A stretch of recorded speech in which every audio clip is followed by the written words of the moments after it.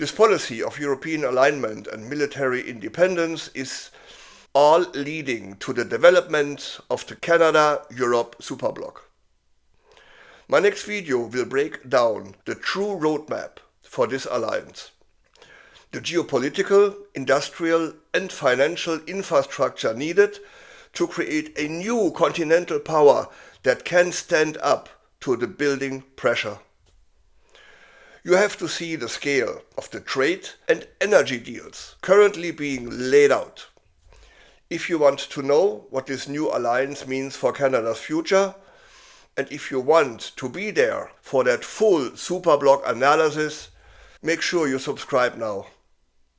Don't miss the next step on Canada's path to true sovereignty. Click the notification bell and I will see you in the next video. Thanks for watching. I'm Wilfried Lehmkuhler from Europe Curious.